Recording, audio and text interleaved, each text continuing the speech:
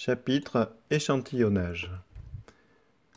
Paragraphe 1. Intervalle de fluctuation d'une fréquence. Alors dans ce paragraphe, on va reprendre toute la notion d'intervalle de fluctuation depuis la notion vue en secondes.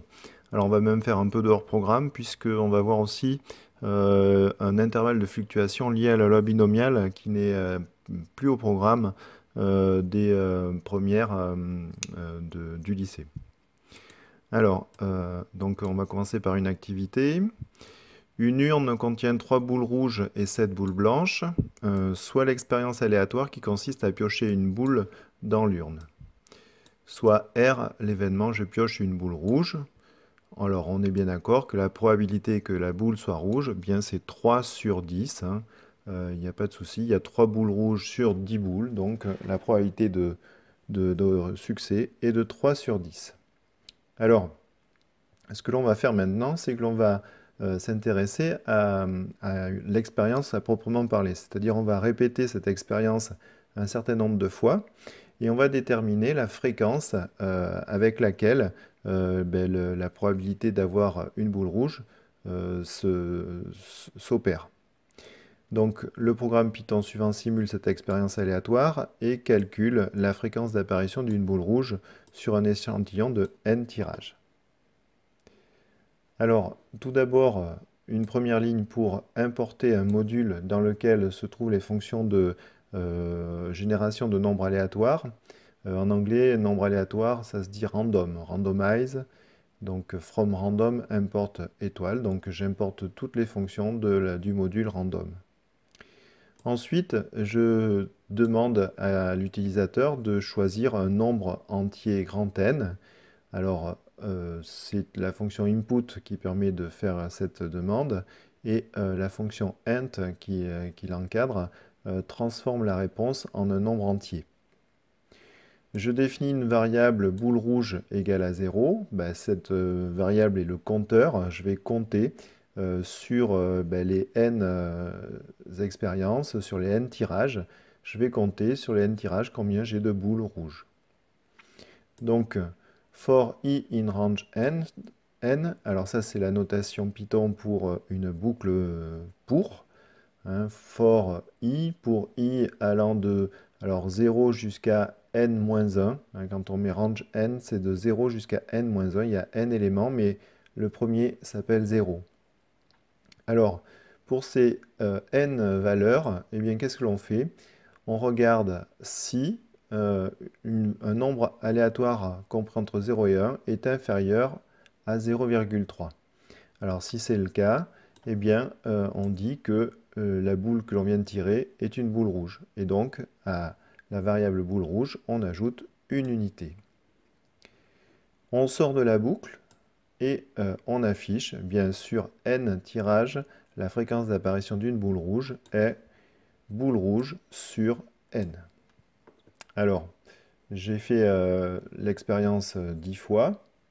Alors, j'ai rajouté une boucle supplémentaire pour ne pas avoir à relancer 10 fois le programme, mais ça n'entraîne pas de complications. Donc sur ces 10 tirages, ces 10 répétitions de 100 tirages, eh bien je vois que les probabilités, les fréquences pardon, observées varient entre 0,19 pour la plus basse et 0,36 pour la plus élevée. Alors tout de suite, eh bien, on peut avoir une surprise, c'est-à-dire que la probabilité de tirer une boule rouge, elle est de 0,3. Et en fait, eh bien, on constate que sur un échantillon de 100 tirages, eh bien, on n'obtient que très rarement la probabilité exacte de 0,3. Alors, ceci signifie pas que notre expérience est fausse, elle signifie que finalement, on n'a peut-être pas fait suffisamment notre fréquence, notre moyenne que l'on détermine pour avoir la fréquence observée est basée sur un trop faible nombre de tirages. Il faudrait peut-être essayer 1000, 100, 1000, 1 million, voire 10 milliards de tirages pour obtenir des valeurs qui seraient plus proches peut-être de 0,3. Alors, c'est pas grave, on se contente de nos 100 tirages et eh bien, on admet que si notre tirage il est comme il est, eh bien, on n'est pas censé obtenir toujours la valeur exacte 0,3, mais une valeur proche, une valeur qui serait dans un certain intervalle. Alors, c'est cet intervalle que nous allons maintenant définir, comme on l'avait défini en seconde. Donc l'analyse, sur les 10 tests effectués, la fréquence observée n'est pas toujours égale à la fréquence théorique P de R égale 3 dixièmes. Alors, sous les conditions suivantes, n supérieur à 25, c'est bien le cas, on avait n égale à 100, et pour une probabilité comprise entre 0,2 et 0,8, 0,3 c'est bon, eh bien on a établi que la fréquence observée, dans 95% des cas, est défini un intervalle de fluctuation du type P moins 1 sur racine de n, P plus 1 sur racine de n, où P est la proportion théorique, la probabilité, et n la taille de l'échantillon. Alors, on ne peut pas dire grand-chose de cet intervalle, si ce n'est que on constate que plus n va être grand, et bien plus l'intervalle va être proche, va être petit en amplitude, puisque 1 sur racine de n, plus n est grand, et bien plus 1 sur racine de n est petit. Et donc on va avoir un intervalle centré sur P qui va être de plus en plus petit. Alors, sur l'exemple, eh bien ici on avait P qui équivalait 0,3. N étant égal à 100, eh bien 1 sur racine de 100, ça fait 1 sur 10, ça fait 0,1. Donc notre intervalle, eh bien c'est 0,3 moins 0,1 et en borne supérieure 0,3 plus 0,1, soit un intervalle I compris entre 0,2 et 0,4. Alors que signifie cet intervalle? Eh bien il signifie que si la fréquence de votre échantillon est comprise entre 0,2 et 0,4, appartient à cet intervalle, eh bien votre fréquence est tout à fait convenable. Application. Connaissant la probabilité d'un événement et observant la fréquence d'un échantillon, on peut en conclure à 95% si l'échantillon est représentatif de la probabilité ou pas. Alors exemple, j'observe la face d'une pièce après un lancer à pile ou face. Je sais que la probabilité d'obtenir pile est de 0,5.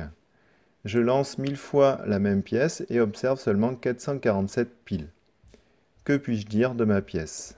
Alors, tout de suite, je détermine la fréquence observée, c'est le quotient entre le nombre de piles et le nombre de fois où j'ai lancé ma pièce, soit 0,447, et je détermine l'intervalle de fluctuation, 0,5 moins 1 sur racine de 1000 et 0,5 plus 1 sur racine de 1000. Donc l'intervalle I, il est compris entre 0,47 et 0,53. Alors, je ne me suis pas posé les questions de savoir si mon intervalle était bien dans la bonne définition. Alors P est bien égal à 0,5, c'est bien compris entre 0,2 et 0,8, et N égale 1000, donc on est bien largement au-dessus de 25. Alors, dans ce cas-là, eh bien, ma probabilité F, eh bien, elle vaut 0,447. Elle n'appartient donc pas à l'intervalle grand I. On peut donc affirmer à 95% que la pièce ne respecte pas la probabilité théorique de 0,5. Ce qui signifie qu'on peut conclure que notre pièce est pipée.